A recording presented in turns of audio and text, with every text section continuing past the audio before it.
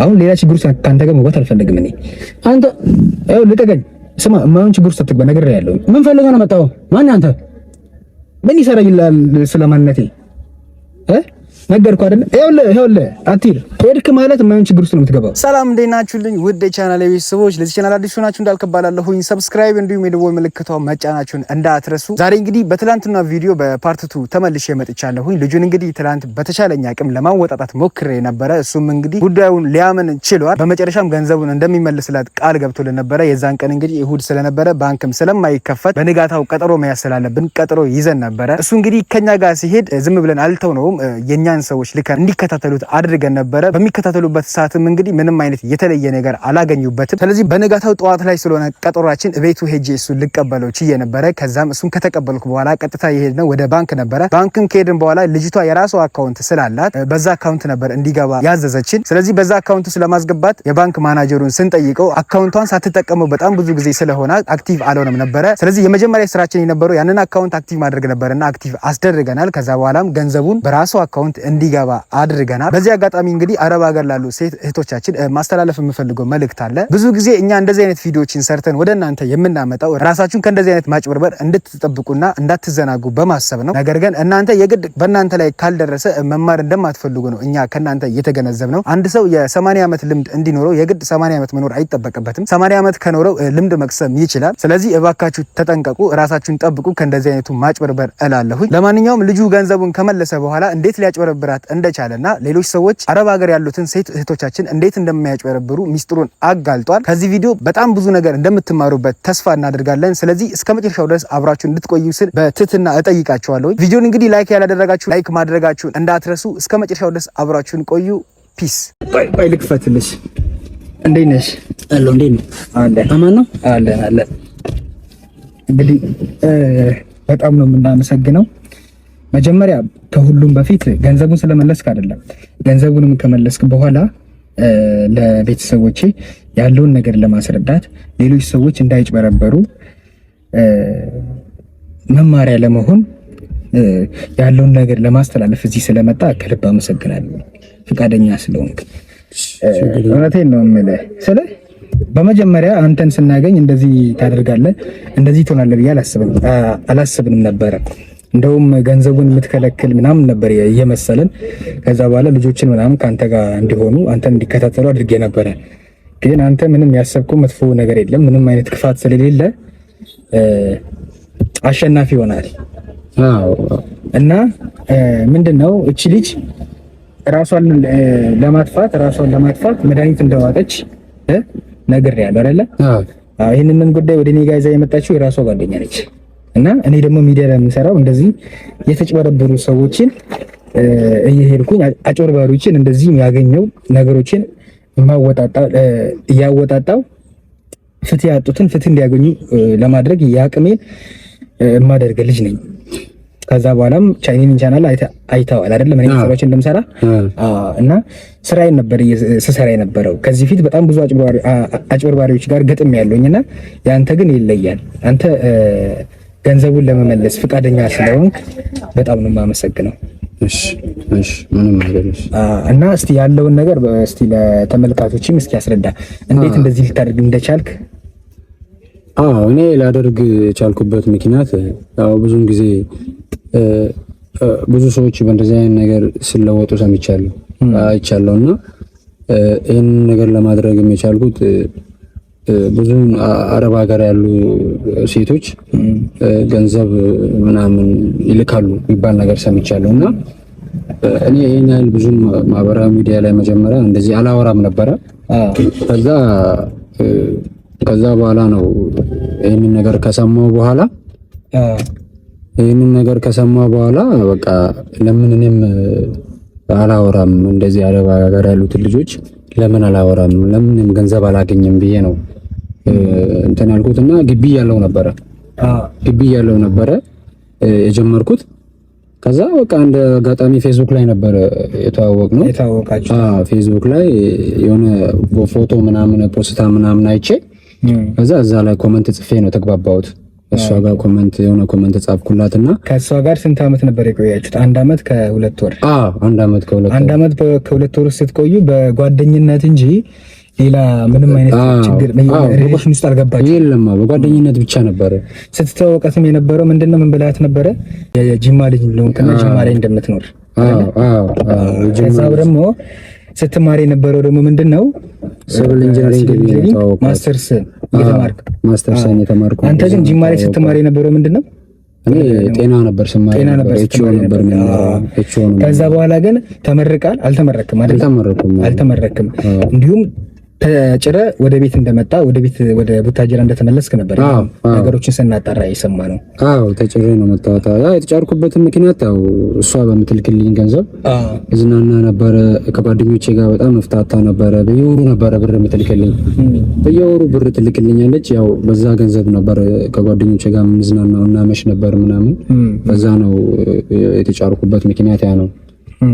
በዛ ነው ተግባባ ነው። የጅማ ልጅም አይደለሁም። የጅማ ልጅ አይደለሁም። እኔ የቡታጅራ ልጅ ነኝ። ጅማ ዩኒቨርሲቲ ለመማር ነው መጣሁት። ስለዛ የምማርበትን ቦታ ነው የነገርኳት ለሷ ሲነግራት ማለት ነው። እንዳጋጣሚ ደግሞ እሷም የጅማ ልጅ ነበረች። እሷም የጅማ ልጅ ነበረች። እንዳጋጣሚ ሆኖ የምማርበትን ቦታ ነው የነገርኳት። እዛ ነው የምኖረው ብዬ እዛ እየተማርኩ ስለነበረ ነው ያን ቦታ የነገርኳት። ከዛ በኋላ በየወሩ የዩኒቨርሲቲ ተማሪ መሆንን ስታቅ በየወሩ ገንዘብ መላክ ጀመረች። ትልክልኛለች። በቃ እኔ ስንት ብር ነበር የምትልከው? በወር 10 ሺህ ብር ትልክልኛለች። አንዳንድ ጊዜ ደግሞ በመሀልም አንዳንድ ጊዜ የሆነ ነገር ትልክልኝ ነበር። ከዛ በኋላ ግን ያንን ገንዘብ ማጥፋት አጠፋው እንጂ ምንም ለቁም ነገር ላይ አላወልክም ወይ ደግሞ ገንዘቡን ለማጠራቀም አላሰብክም ነበር? በቃ በጣም ዝናና ነበር። እሷም ትልክልኛለች፣ ፋሚሊም ልክልኝ ነበር። በዛ በቃ በጣም ብዙ ገንዘብ ነው እጄ ላይ። እንደኔ ገንዘብ ያለው አልነበረም። እኛ ጋር ስንማር ግቢ ያለው ገንዘብ በቃ በጣም ብዙ ጓደኞቼ ጋር ነው መፍታታው ምናምን ማታ እንጨብሳለን ምናምን በቃ ፍታ ብለን ነው የምንገባው። በዛ ነው ከትምህርት ወደ ኋላ ቀረው። ከዛ ተጫርኩ። ከግቢ ተጭሬ ነው አሁን ቤት ነው ያለሁት። ከግቢ ስትጫር ቤተሰቦች ምን ነበር ያሉት? ቤተሰብ የተጫርኩበት ምክንያት እንደዚህ ነው ብዬ አልነገርኳቸውም። አቁም። ይሄ 2 ሚሊዮን ብር አንተ ጋር እንዳለና አንተ ከቤተሰቦች እንደተቀበልክ ነበር ለኔ ስትነግረኝ የነበረው ትናንትና አይደል? ግን ቤተሰብ ያውቅ ነበረ? ቤተሰብ አያውቅም። አሁን መኪናውን ብታመጣና ወደ ቤት ብታስገባ ቤተሰብ ምን የሚል ነው ይመስል? የዛኔ ያሰብኩት ምንድነው የዛኔ ለቤተሰብ መንገር አይቀርም። ምን ብለህ ነበር የምትነግረው? የዛኔ አንድ ጓደኛ አለችኝ ምናምን ብዬ መንገር አይቀርም። ጓደኛ አለችኝ ከሷ ጋር ተጣልተሃል እንግዲህ ፈታሃታል እኮ ከሷ ጋር የምትገናኝበትን ስልክን ሁላ ቀይረሃል። ቀይረህ ምን ብለህ ነው የምትናገረው? ለምን ከየት አመጣው ብዬ ነው ሲጀመር ይዤ የሚገባው። እንደዛ ብዬ የሆነ ምክንያትማ መፍጠር ግድ ይላል። ምክንያቱም ያሰብኩትም እሱ ነው። እንደዚህ ጓደኛ አለችኝ ብዬ ነግሬ ከሷ ጋር እንደማያወራ ነው የምነግራቸው ለነሱ። ያሰብኩት ከሷ ጋር እንደማያወራ አድርጌ ነግሬያቸው ከዛ ከሆነ ጊዜ በኋላ ደግሞ መለያየታችንን እነግራለሁ ብዬ ነበር ያሰብኩት። እንደዛ አስቤ ነበር መጀመሪያ መኪናውንም ለመግዛት ያሰብኩት። ግን ፋዘር ደግሞ በጣም ይጠይቀኛል። ፋዘር በጣም የተከበረ ነው አካባቢው ላይ፣ እኛ አካባቢ ላይ ፋዘር በጣም የተከበረ ሰው ነው። እሱ አስጨንቆኛል። አንደኛ አስጨንቆኛል። መኪናውን ገዝቼ እንዴት አደርጋለሁ የሚለውን ነገርም ግን ደግሞ መግዛትም ፈልጋለሁ። በቃ እንዲህ መኪና የራሴ የሆነ ነገር ምናምን እንዲኖረኝ ፈልጋለሁ። ለዛ ነበረ ከእሷ ጋርም እንደዚህ እንኩት መኪናውን ገዝቼ ደግሞ ያችን ምክንያት አቀርባለሁ ብዬ ነበር ያሰብኩት። ግን አሁን ላንተ በዚህ አሁን ገንዘቡን በመመለስ እሷ ሳትሆን እየተጠቀመችው አንተ ነህ እየተጠቀምከው። ለምን እንዳልኩ ልንገርህ፣ የሰው ነገር የሰው ነው። ዛሬ አንተ ላይ የዚች ልጅ እንባ ባይደርስ አንተ ላይ እንኳን ባይደርስ ነገ ልጅ ትወልዳለህ። እንግዲህ እንደዚህ ሆነ እኮ አትቀርም አይደል? ትዳር ትይዛለህ፣ መውለድ አይቀርም። ገባ? ይሄ ነገር የሰው እንባ መጥፎ ነው፣ የሰው ሀቅ መጥፎ ነው። አድርገውና እሷን ራሷን አጥፍታ ቢሆን ነገ በልጅ ይደርሳል ይሄ ነገር አንተ ላይ እንኳን ባይደርስ ማለት ነው። ክፉ ነገር ውስጥ ነው የምትገባው። ስለዚህ ከዚህ በኋላ እንኳን እንደዚህ አይነት ነገር በፍጹም እንዳታስብ። የሰው ነገር የሰው ነው። በቃ አንተ የተከበሩ ቤተሰቦች አሉ።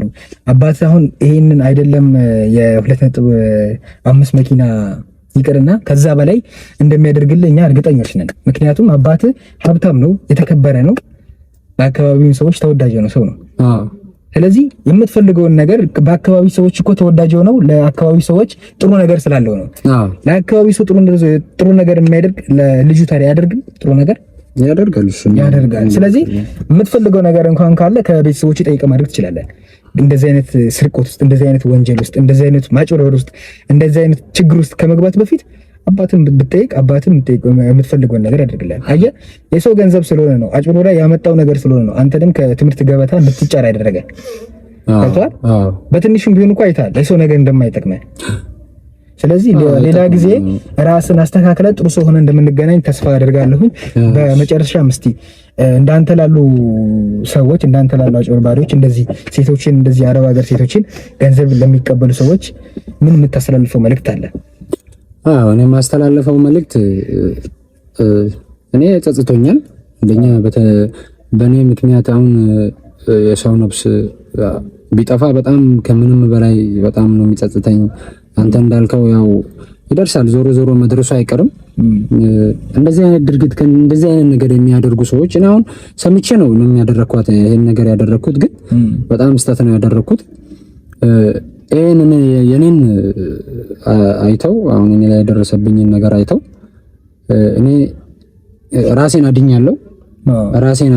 እንደዚህ አይነት ድርጊት ውስጥ እንደዚህ አይነት ነገር የሚያደርጉ ሰዎች ቢቆጠቡ ነው የምለው እኔ። ቢቆጠቡና አዎ ሴት ልጆቻችን ያው ወደው ነው እነሱ። እኛ ያው ብዙን ጊዜ እንደዚህ አይነት ነገር የሚያደርጉ ሰዎች እነሱ ወደው ላደረጉልን ነገር እኛ ደግሞ ታማኝ ሳንሆን ቀርተን እንደዚህ የሰውን ገንዘብ ሰው ስንት ዓመት ሙሉ የለፋውን ገንዘብ በእንደዚህ አይነት መልኩ እወድሻለሁ፣ አፈቅርሻለሁ፣ አገባሻለሁ በሚል መልኩ የምናደርገውን ነገር ብንተው በጣም እዛ ድርጊት ሴቶቻችንም እንግዲህ ሴት እህቶቻችንም እናንተም ጥንቃቄ ያደርጉ። እናንተ ናችሁ ለእንደዚህ አይነት ነገር የምትገፋፉት፣ ራሳችሁ ናችሁ እንደዚህ አይነት ችግር ውስጥ የምትገቡት እና የሆነ እንደዚህ አይነት ከባድ ውሳኔ ከመወሰናችሁ በፊት እንደዚህ አይነት ትልቅ ገንዘብ ከመላካችሁ በፊት ራሳችሁን ጠይቁ፣ ራሳችሁን ፈትሹ። ዝም ብላችሁ ከሜዳ ተነስታችሁ ትናንት ለተዋውቃችሁ ሰው ዝም ብላችሁ የለፋችሁበትን የራሳችሁን ነገ ህይወቴን እቀይርበታለሁ ያላችሁትን ገንዘብ ዝም ብላችሁ አሳልፋችሁ ለሰው አትላኩ። በቃ ይሄ ነው ችግር የሚያመጣው እናንተ ላይ። እሱም ወደው አይደለም እኮ እንዴ። ማንም እኮ ገንዘብ ከላካችሁ እኮ ይቀበላል አይደል እንዴ? ለምንድን ነው እየተጨበረበራችሁ ገንዘባችሁን እየተበላችሁ በተደጋጋሚ ጊዜ የምትመጡት? ለምን ካለፈው ስህተቶቻችሁ የማትማሩት እንዴ? ሁሌ እኔ በአንድ ጊዜ አይደለም አንድ ሴት እንደዚህ መታ ከዚህ ቀደም ገንዘቧን አስመልሼላት ድጋሚ በሌላ ወንድ ገንዘቧን ተበልታ ነገ ትመጣለች እንዴ? ለምን እንደዚህ አይነት ችግር ውስጥ ትገባላችሁ? ለምን እንደዚህ አይነት እንትን ውስጥ ትገባላችሁ እንዴ? እናንተን ያስተምራሉ። ለምን እኮ ነው እንደዚህ አይነት ቪዲዮ እየሰራን ወደ እናንተ ጋር የምናመጣው? እናንተ የማትማሩበት ከሆነ እናንተ ራሳችሁ የማታስተካክሉ ከሆነ ምኑን ሰራ? ወደ እናንተ ማምጣታችን ምን ጥቅም? ምንም እኮ ጥቅም የለውም። ስለዚህ ራሳችሁን አስተካክሉ ላለሁኝ ወንድሜም እንግዲህ ገንዘብን ስለመለስ ከልብ ላመሰግን እወዳለሁ። እሺ ማይሆን ችግር ውስጥ ማይሆን እንትን ይሄ መጥፎ ነገር ውስጥ ከመግባታችን በፊት ራስህ እንግዲህ ገንዘቡን እንደምትመልስ ቃል ይገባልን። ለገንዘቡንም ቃል በገባው መሰረት መልሰሃል። ስለዚህ እግዚአብሔር ይስጥልኝ፣ እናመሰግናለን። ሌላ ጊዜ ግን መጥቼ የማገኝ ይሆናል፣ እንገናኛለን። እሺ አመሰግናለሁ። እሺ ወንድሜ ዝጋው። ቤተሰብ እንግዲህ ተመልሰናል። የዛሬ ቪዲዮአችን እንግዲህ እንዳያችሁት ይህን ይመስል ነበረ። በድጋሚ እንግዲህ ራሳችሁን ጠብቁ፣ ዝም ብላችሁ አትሸወዱ። እኔ ማውቃቸው በጣም ብዙ ነቄ የአረብ ሀገር እህቶች አሉኝ። ስለዚህ በእናንተ ምክንያት የእነዚህ ሴቶች ስም እንዳይጠፋ ራሳችሁን ጠብቁ ላለሁኝ። በቀጣይ ክፍል እስከምንገናኝ ድረስ ፈጣሪ ሰላም ያገናኛል።